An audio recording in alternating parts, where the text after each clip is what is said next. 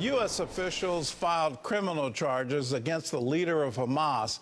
They did that back in February, and that indictment just got unsealed. Attorney General Merrick Garland called it the deadliest massacre of Jews since the Holocaust. Merrick listed crimes of murdering children and the elderly, kidnapping, sexual violence against women, and more, all done in an attempt to destroy the state of Israel. CBN's Julie Stahl reports. The U.S. filed criminal charges against top Hamas leaders, signaling that America is no longer just negotiating with terrorists for a ceasefire deal, but is now out to punish them for their murderous crimes.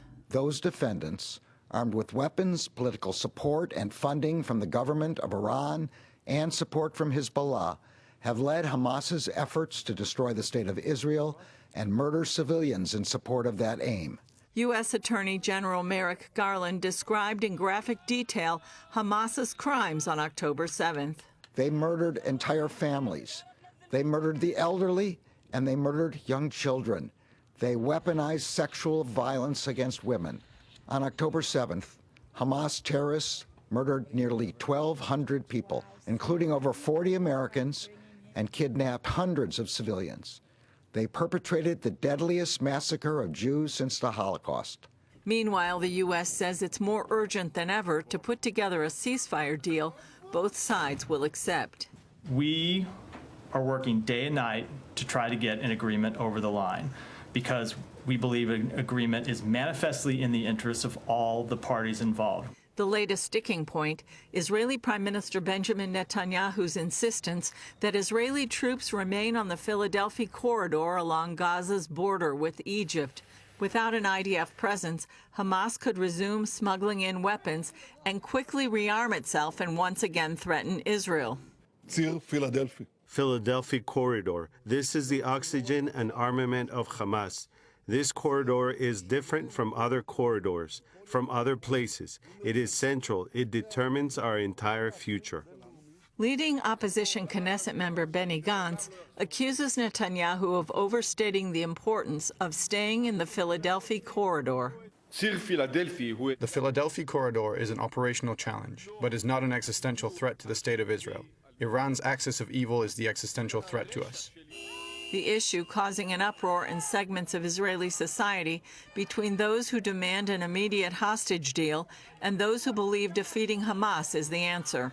According to the proposed deal, the first phase would be a 6-week ceasefire requiring Israel to withdraw from the Philadelphi corridor and the release of Palestinian terrorists in exchange for 20 hostages in Gaza. Of the remaining 101 hostages, about 1/3 are believed to be dead. Israel is supposed to be able to re-enter the area if it needs to, but Middle East expert Caroline Glick says the Americans will prevent it. The fact is that the political realities dictate an American policy of not supporting a resumption of hostilities by Israel if Hamas breaks its word, which of course it will because it's Hamas. Julie Stahl, CBN News, Jerusalem. And it's unfortunate we're living in those political realities. The irony of the corridor being called the Philadelphia corridor, that means brotherly love. And if there's anything other than brotherly love, it's been what's flowing across the tunnels underneath that corridor. That's the main way that Hamas has been supplied with all of these weapons. I would ask the Department of Justice to look at expanding their indictment. They've indicted the leaders. They did it back in February. It's just recently that they unsealed it to let everyone know exactly what they're trying to do. But they should follow the money. How in the world did they get enough funding to purchase this quantity of weapons? And you've got to look at Qatar. You've got to look at the senior leadership that lives there in luxury. You have to look at why are so many leaders of Hamas now billionaires? Where is all that money coming from? And I'll remind every American, a lot of that money is coming from us because they're diverting the humanitarian aid that we have supplied so generously through UNRWA and other methods, that they've diverted it into their own pockets. They've also quite clearly diverted it into these weapons.